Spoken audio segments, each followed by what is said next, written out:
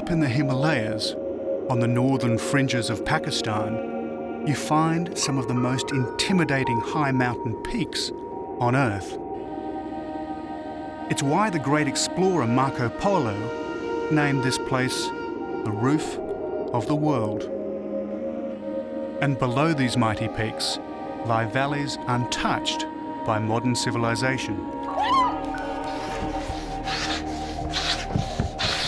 This is a world where supernatural forces and ancient mysteries control people's daily lives. One valley in particular has captured the imagination of the world. A place so perfect, so harmonious, that it brought health, long life, and enlightenment to all who lived there. To find it, I must climb rugged mountain peaks, cross glaciers and snowfields, as I search for the truth behind Shangri-La.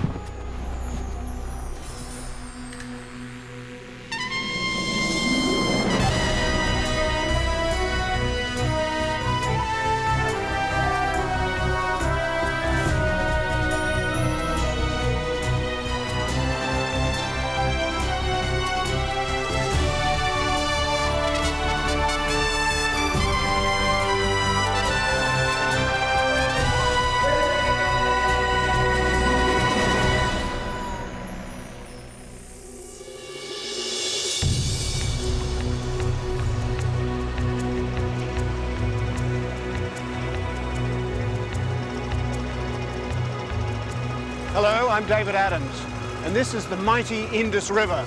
It flows from high in the Himalayas down across Pakistan. And up near its source, there's supposed to be a place called Shangri-La.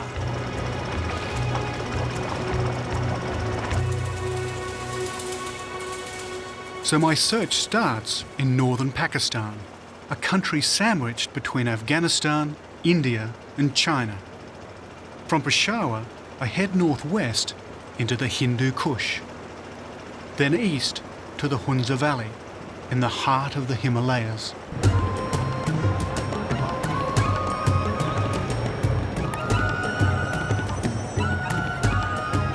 Peshawar is a frontier city, and that's what its name means, frontier town.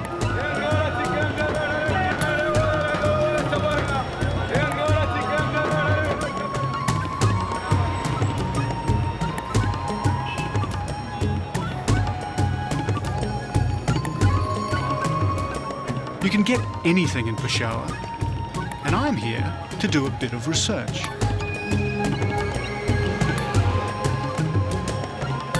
I'm looking for a book called Lost Horizon, a British novel that provides the inspiration for my journey. And in Peshawar, there's a shop that should surely stock books by British authors, the London Book Company.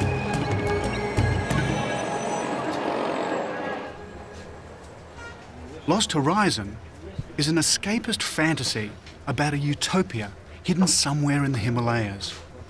It was written in the 1930s by James Hilton, and it quickly became a bestseller. Basically, it's the story of 4 travellers escaping from war-torn Afghanistan who get lost in the Himalayas. They're rescued and taken to a Buddhist monastery called Shangri-La. There, they find a modern-day utopia, a haven of peace and harmony, a place where people live to be over 200 years old.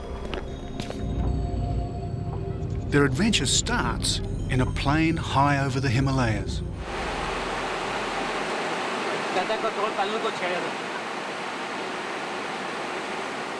Of course, there was no Shangri-La. Hilton himself claimed it was a fictional place. But with the Western world on the brink of World War II, people wanted to believe it, and so a myth grew up. Maybe Hilton was hiding something. Maybe Shangri-La was inspired by a real valley, somewhere down there. Well, the only clue that James Hilton gives us as to the whereabouts of Shangri-La is to say that the plane flew past K2 and Nanga Parbat, 2 of the highest mountains in the world. After that, simply disappeared.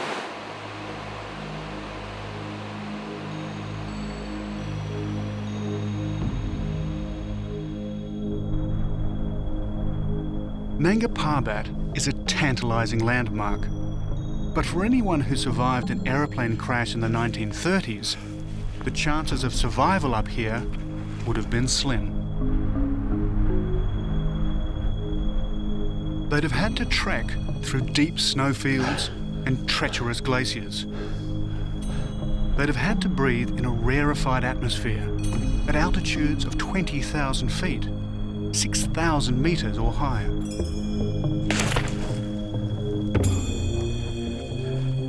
And then there are the crevasses, deep holes below the ice, ravines covered for centuries by ice and snow. From the left side. Yeah. Every footstep must be planned. Every footstep could be your last.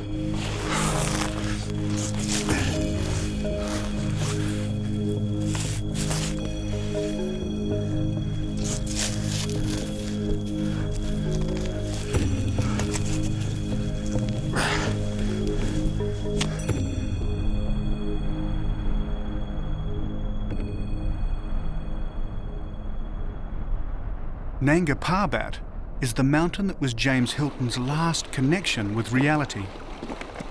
The place where the plane crash of Lost Horizon and the real world come together.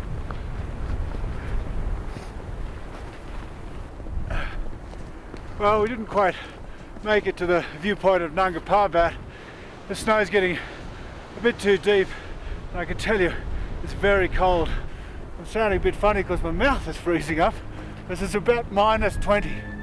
This is, without doubt, one of the most extreme places on Earth.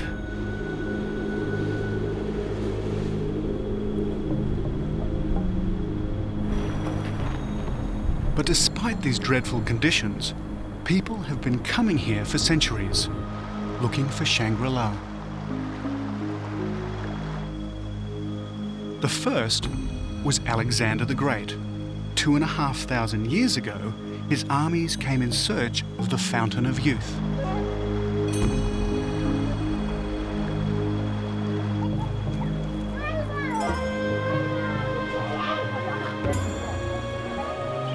His quest started where mine starts, in the Bombaret Valley, a remote corner of Pakistan, on the border of Afghanistan.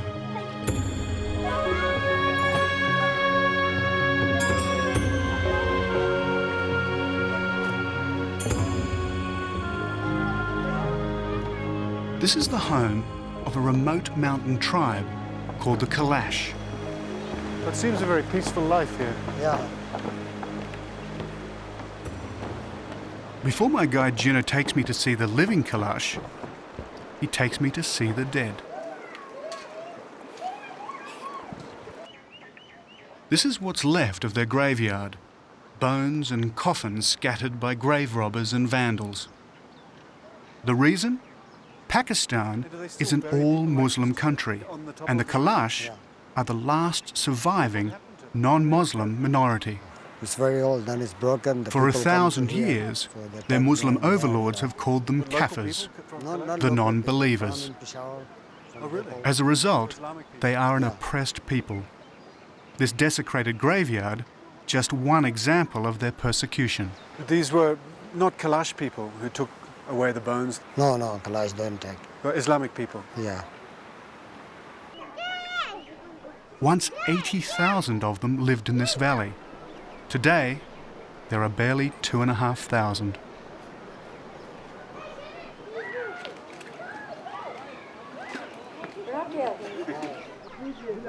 If anything, the Kalash look more European than Pakistani. There's an amazing prevalence of blue eyes and blonde hair amongst them.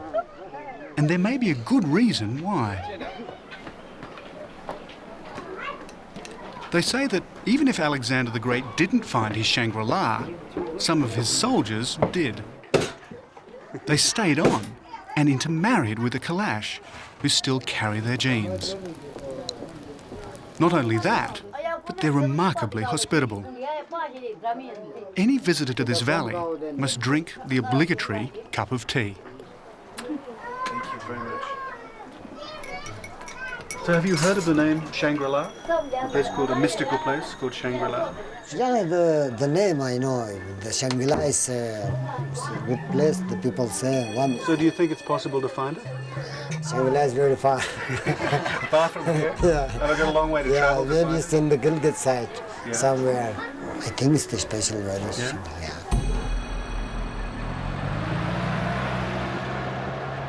So if I'm to find Shangri-La, I must seek elsewhere. I cannot stay long in this beautiful valley. Jinnah is heading south to Chitral, and there's an event on in town that he wants me to see. But there's another, more compelling reason why I must keep moving. As the great snow-clad peaks glow in the alpine light, they send out a chilling warning. Winter is approaching.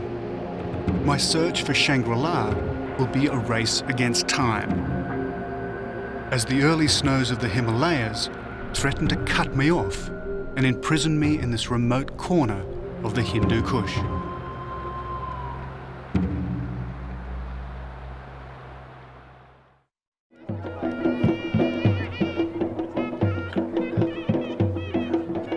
Every autumn, the wild horsemen of northwest Pakistan put their strength, courage, and horsemanship to the test.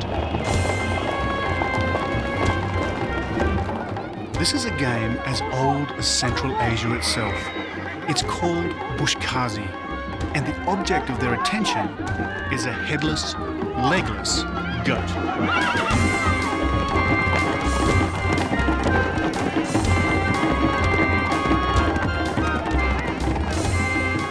I'm in the frontier town of Chitral, up near the Pakistan-Afghan border.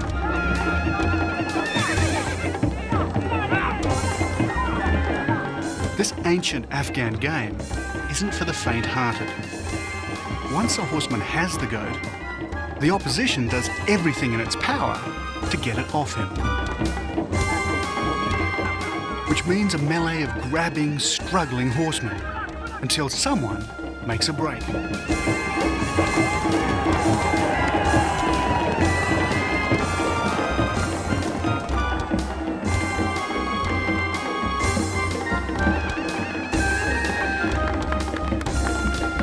As far as I can see, there are few rules. Anything goes. Jinnah tells me a lot of old scores are settled on the bushkazi field.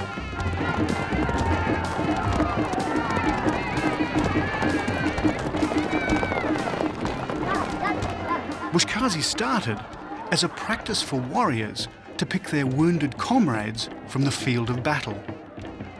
And new heroes are still created with every game.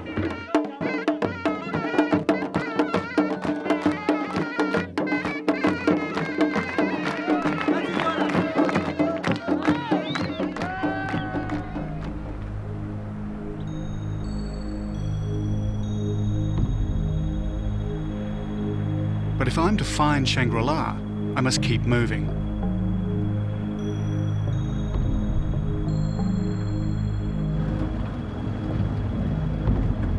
The first autumn snows are already falling, and there's only one road out of the Chitral Valley. Time to hitch a ride.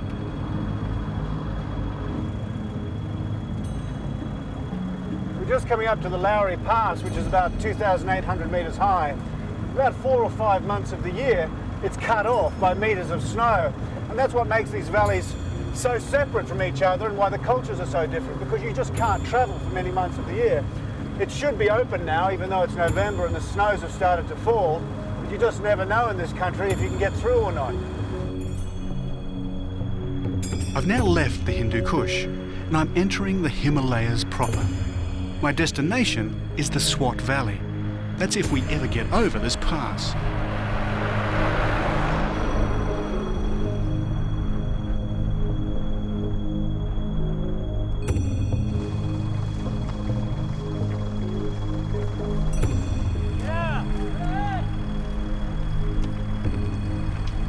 Because of the snow, the road is too narrow for passing. And since there's no regulation of traffic up here, vehicles going up come face to face with vehicles going down. And there they stop and argue. Eventually, they manage to dig away the snow. They tell me that this happens every autumn. It's crazy, but that's the way it is.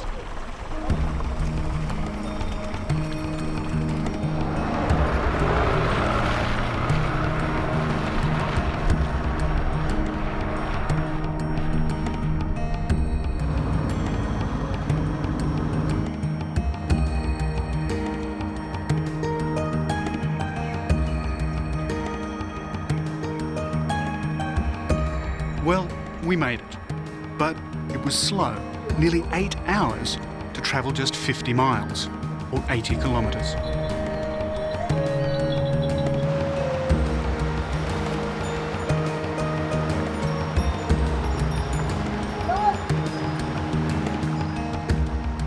I'm passing through the Swat Valley, which should by rights have had a claim to being the inspiration for Shangri-La, because this valley was the birthplace of Tantric Buddhism.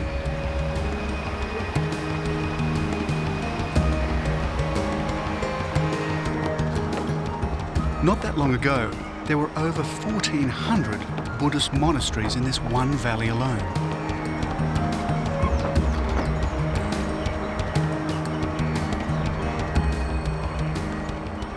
Today, Islam holds sway, and the relics of its Buddhist past have suffered accordingly.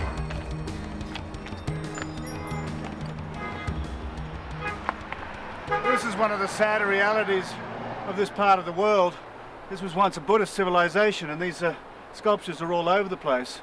But sadly, because in Islam you can't portray a deity, they stone them, hence all the stones around here. It's one of the sadder things about this part of the world.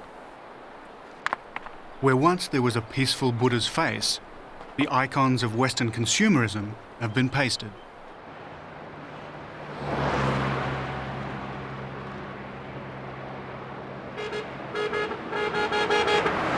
So how did James Hilton envisage Shangri-La? The words of Lost Horizon come flooding back. Shangri-La was touched with mystery. Listening intently, he could hear gongs and trumpets, and also the massed wail of voices. He found the traditions, both Buddhist and Christian, very reassuring. The whole atmosphere was more of wisdom than of learning.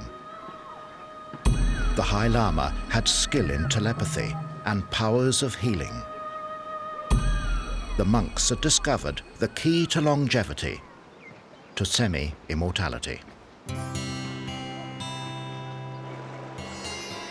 30 or so years after Hilton wrote those words, another group of people searching for Shangri-La flocked to the Swat, the hippies.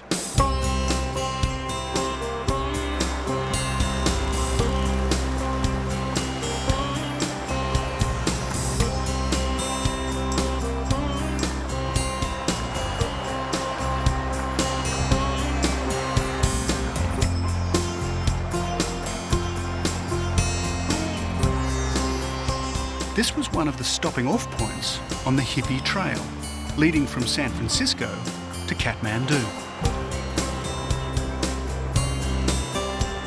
In fact, the Swat's always been something of a haven for foreigners. 100 years ago, the British came seeking relief from bustling towns like Peshawar. It was they who stocked its rivers with trout.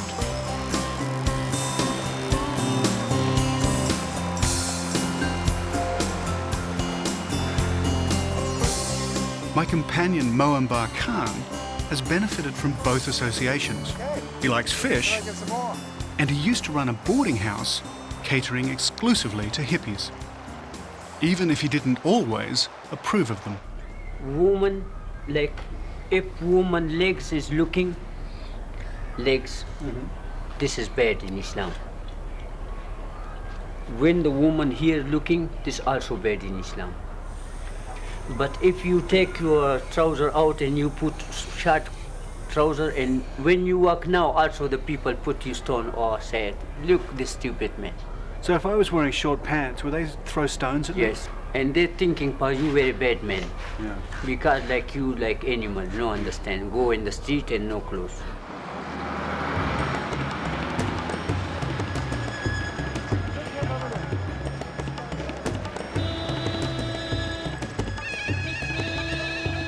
The hippies are long gone. Free love and Islam were never going to mix, nor were the guns. 2 valleys east of the Swat is the town of Bisham. No one bats an eyelid here as gunfire racks the streets.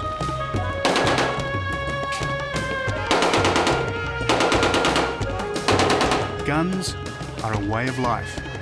Blood feuds are an institution. These inter-family, inter-tribal battles cause thousands of deaths every year. The penalties of the ancient system magnified 1,000 times by the killing power of modern weapons.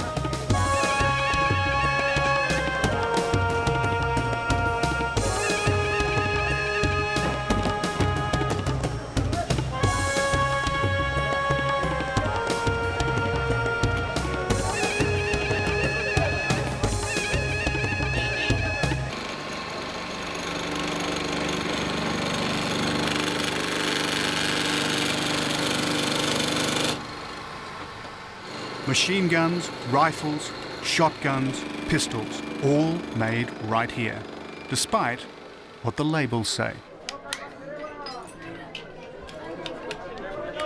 It says made in Italy here. Not made in Italy, made in Bisham. They make ammunition here too. It's estimated that 60% of all Pakistani men own a gun. In fact, more children will learn to use a gun here than will finish school. So, a valley that makes so many deadly weapons is hardly a place of harmony and boundless peace. Like the hippies, it's time for me to go. But my next stop is hardly Shangri-La either. I'm about to come face to face with the supernatural at a Pakistani exorcism.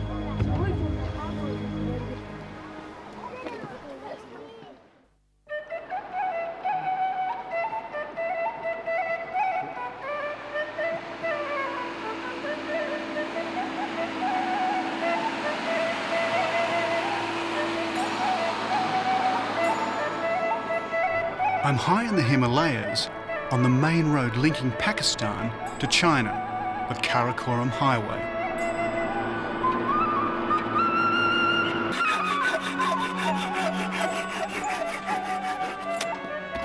Each year in Pakistan, they hold a competition to see who's got the most beautifully painted truck. Trucking here is a family affair, and each family takes pride in making its truck more gaudy and highly decorated than the next.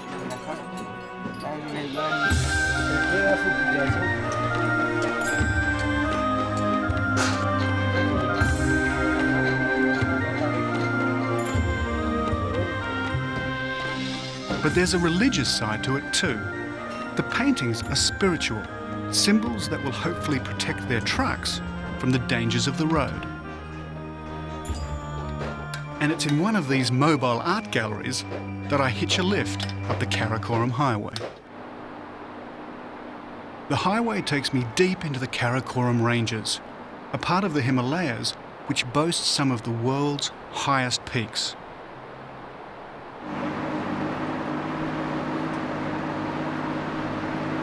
As we drive, I follow the valley of the Indus. In James Hilton's novel Lost Horizon, Shangri-La was supposed to be somewhere near the source of this great river.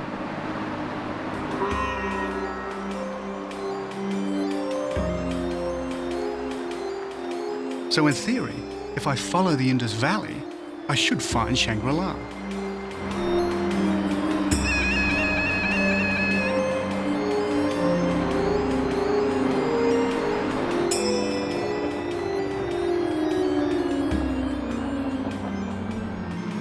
At the wheel is a Pathan.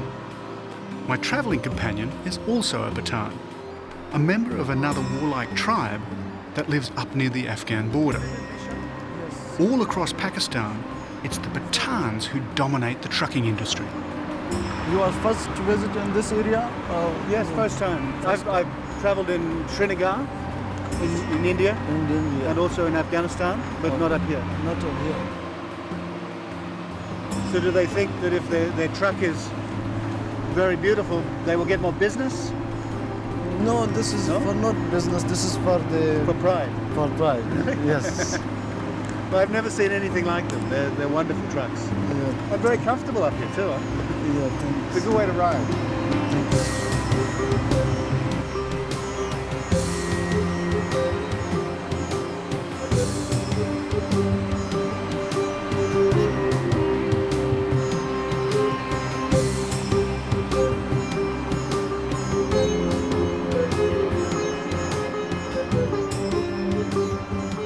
The higher we go, the closer we get to the roof of the world, the lofty Karakoram Ranges, where the world's second highest peak, K2, reaches over 28,000 feet. That's over 8,500 metres.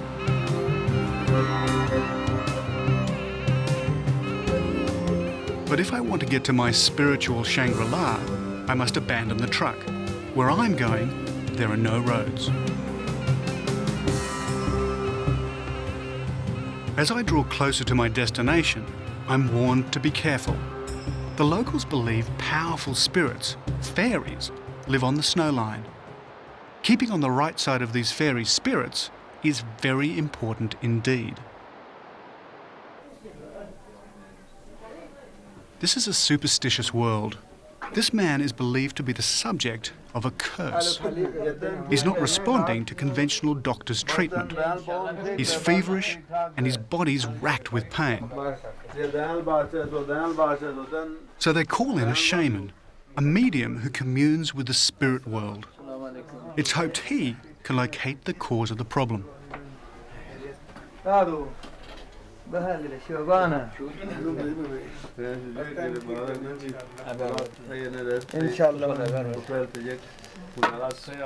The shaman inhales smoke from smouldering juniper leaves.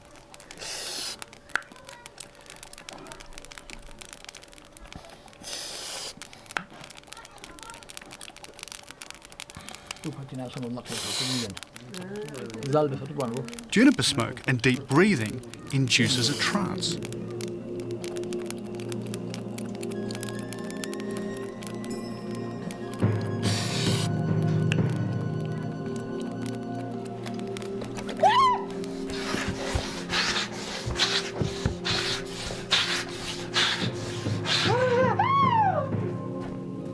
This seems almost theatrical, not real, but it's not to be taken lightly.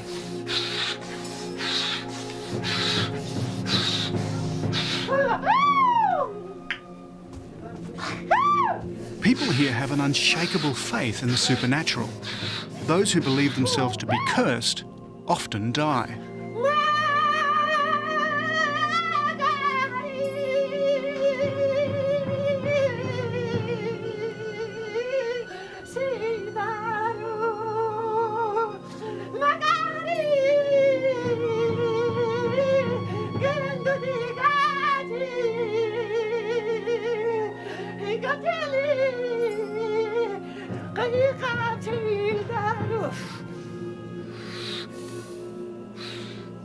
All at once, the shaman runs outside. At first, I admit I suspect a trick, but the ground is undisturbed.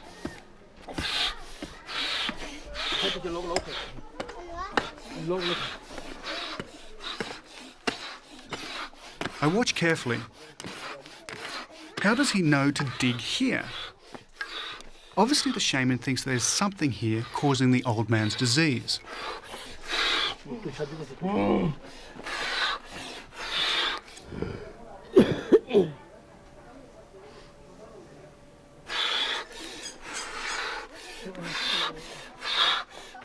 And then he finds it, a piece of skull wrapped in a rag, an evil spell placed by an enemy, a curse.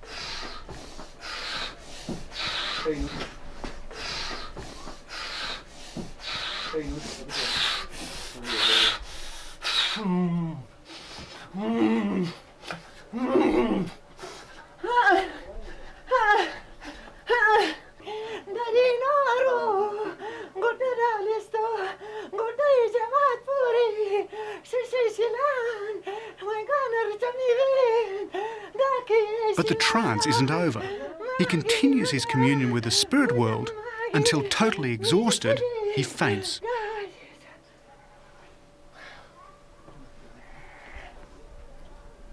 I was told that a few days later, the old man started to show signs of recovery. As for the shaman, his job isn't over yet. Tomorrow, in an extraordinary public séance, he becomes a prophet for the whole village. Maybe through his otherworldly contacts, he can help me find my Shangri-La.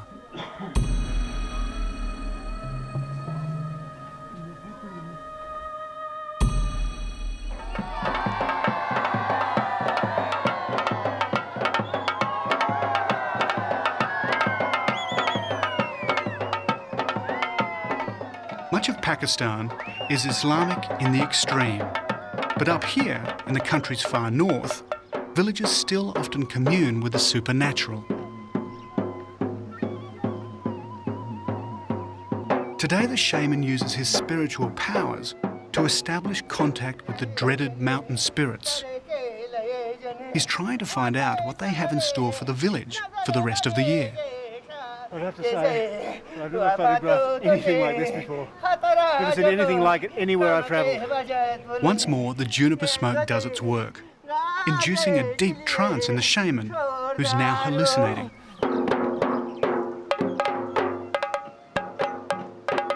In his ecstasy, he translates the fairy prophecy.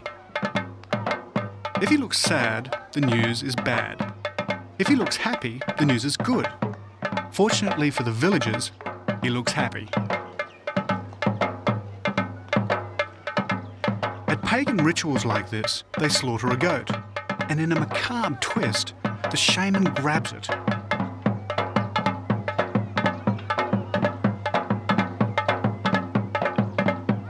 Here, the blood of a goat's head is said to be fairy milk.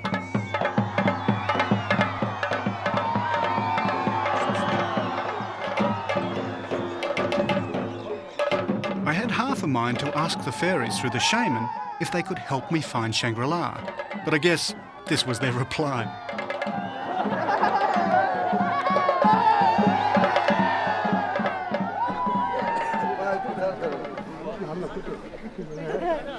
The trance lifts.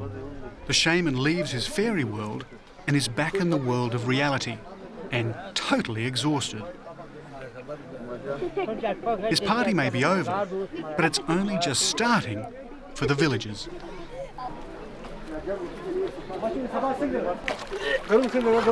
As he washes the blood from his face, they celebrate the fairy message. It'll be a good season and a prosperous year for the farmers of this valley.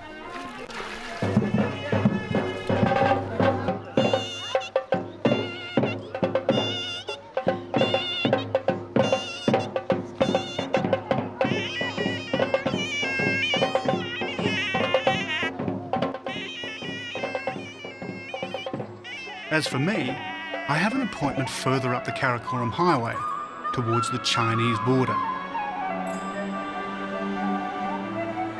My destination, Gilgit.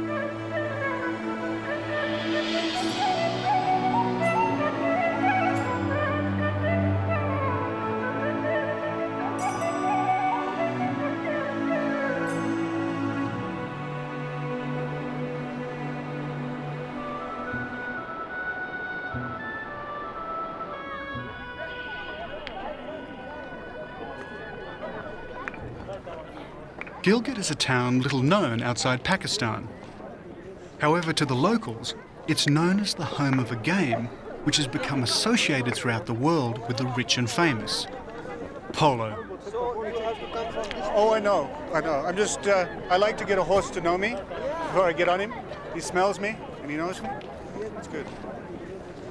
Let's just take this down a bit. But you don't have to be rich to play polo in Gilgit. You just have to be a good rider. And while I've ridden horses all my life, I've never played polo.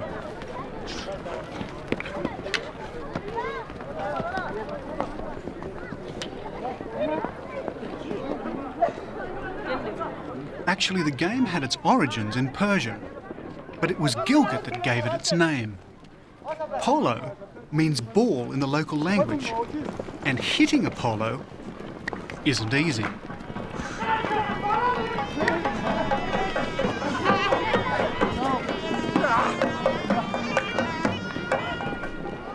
Back in the days of the Raj, when the British Army was here, the cavalry officers were captivated by this game.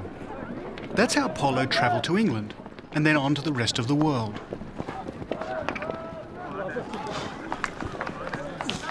But it just doesn't seem to be my game. And it didn't get any better. These guys are just brilliant riders. Come on, David, come on. Stop playing, hurry up. Make it. Come on, David, go on. So you have to play a forceful shot. Well, at least I got to hit the ball. Once. Well, I can't say I've done anything like this. Most fantastic game, just I'm really bad at it. I tell my companions why I'm here, to search for the lost valley of Shangri-La. They tell me that they know of a crashed plane near a town called Skardu. Maybe it's the one that inspired James Hilton.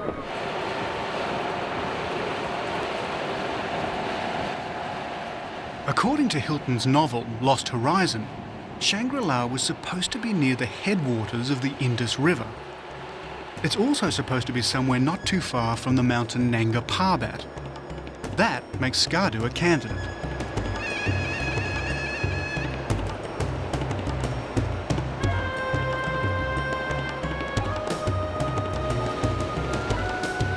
But this hardly looks like paradise on Earth.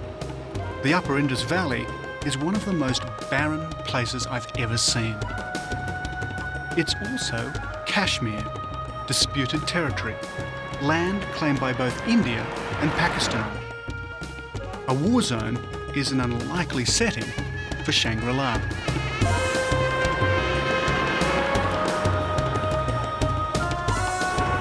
But it's here all right.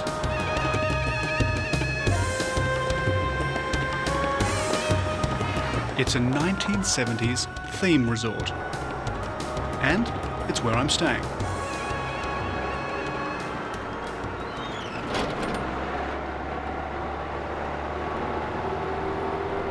As we drive closer, there's the remains of the crashed plane I was told about.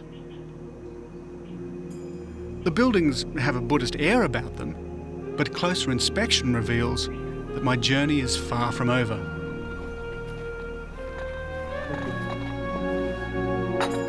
An out-of-season tourist facility, cashing in on the Lost Horizon myth, might be someone's idea of Shangri-La, but it's hardly mine.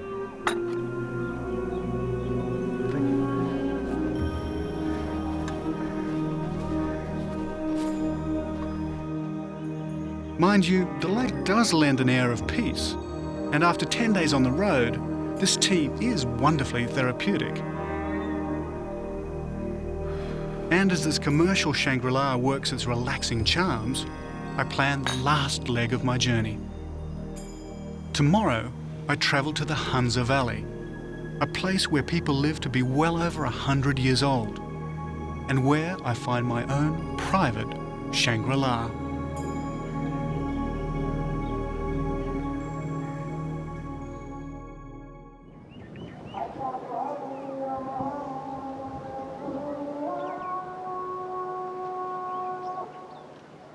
Hidden deep in North Pakistan, not far from the world's second highest peak, K2, is Skardu. This remote town is a mecca for climbers. This is where they hire camping and rock climbing equipment before attempting some of the world's highest mountains. And it's not far from here that I hope to find the inspiration for the mythical valley of Shangri-La. I've travelled more than 500 miles from Peshawar on the Pakistan-Afghan border. From Skardu, I head north towards the Chinese border, where I enter the Hunza Valley.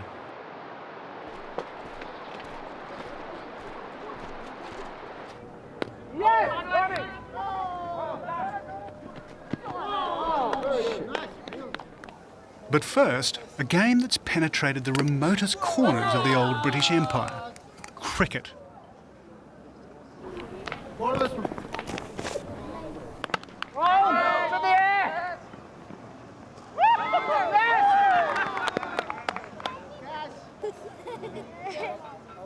The crew and I are challenged to a match: Australia versus Pakistan. And it's not long before they have us on the ropes.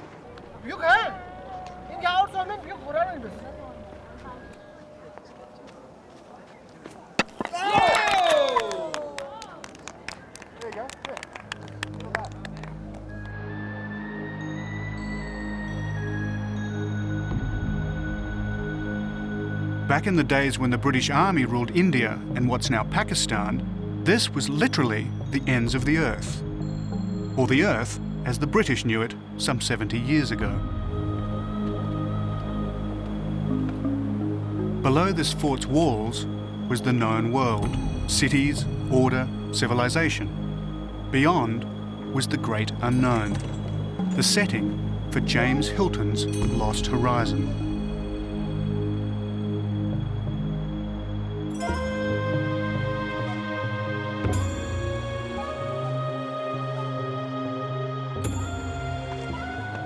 Well, as you can see, this fort commands quite a presence over the valley. These were actually the last bastions of the British. Beyond here, it was unknown.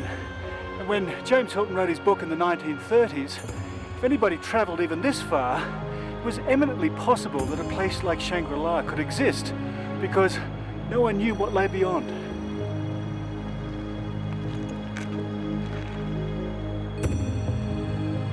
So if I'm to find the place that provided James Hilton's inspiration, I must enter this great beyond.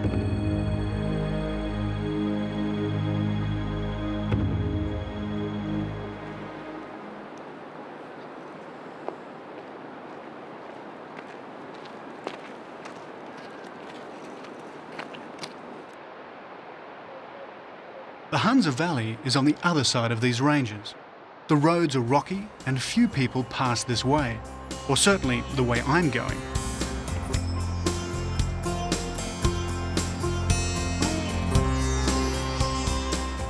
And as I enter the valley, I immediately get a sense of the timelessness I'm looking for.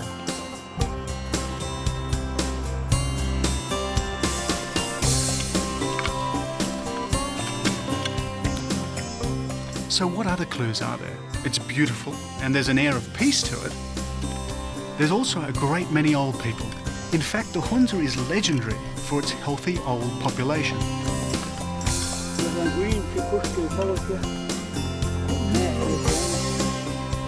It's said that up here, people regularly live well past 100 years of age, if not older.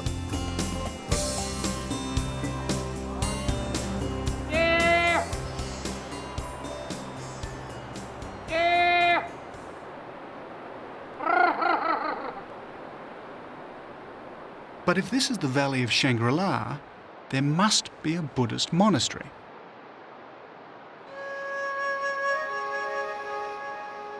And there it is. At the head of the valley sits a building with a distinctly Buddhist look. A building that fits the description of Shangri-La better than any I'd seen anywhere in the Himalayas. Seeing it first, it was indeed a strange and half-incredible sight. A group of pavilions clung to the mountainside with the chance delicacy of flower petals impaled upon a crag. An austere emotion carried the eye upward to the grey rock bastion above. Under the pavilion-like features of this ancient building, I enter. unsure as to what I'll find. Is this a place of enlightenment? Could it be a place that once entered, you never want to leave?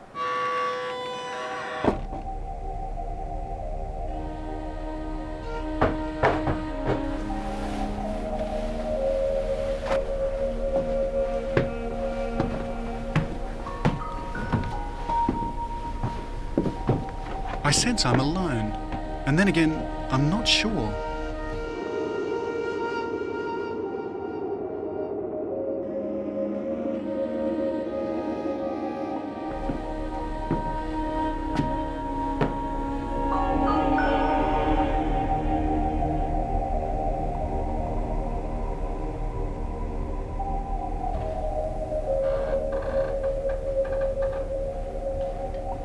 As I travelled through the narrow corridors and caught glimpses of vistas that showed how beautiful the valley was, I felt that it may well be the place that inspired Shangri-La.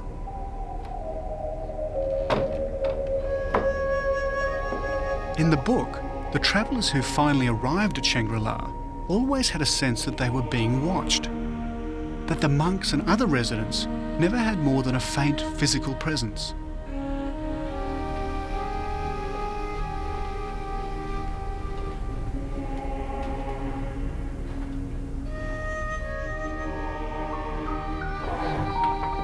As I wander the corridors and rooms of this strange, deserted building, I too get a faint sense of the people who once lived here.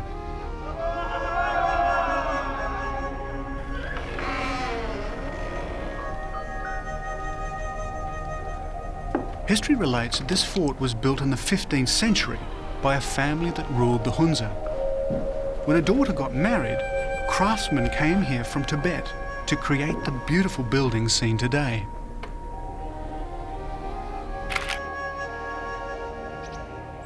So perhaps that explains this building that's more fort than monastery. But the question remains, was this the inspiration for James Hilton's fantasy called Shangri-La? As I read on the terrace above the valley, as if by magic, the answer appears. Ijaz is the custodian of this building. He's lived in the Hunza all his life. If anyone knows of its links to the Shangri-La myth, surely he does. Before the arrival of British, this was an independent kingdom. Finally, the British were fearing of a possible Russian movement through this valley down to India. That is why we had a battle with British troops in December 1891. And so what happened after the British came? Did it change? No, until 1938. Probably this was the time when James Hilton, the writer of... So you think he came here? I suppose he came here. So this might have been what he designed Shangri-La as? This might have been an inspiration for writing his famous novel. Yeah?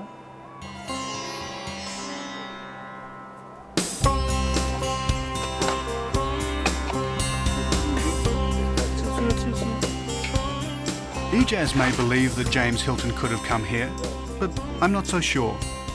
Though, it doesn't matter either way.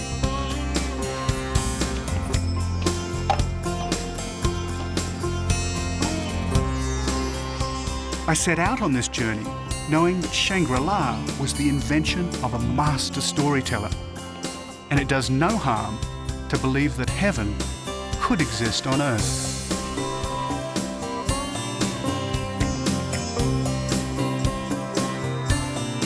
James Hilton believed each of us needed a place like Shangri-La to escape to, even if only in our imagination, a place of hope, a safe haven from the rigours of the world.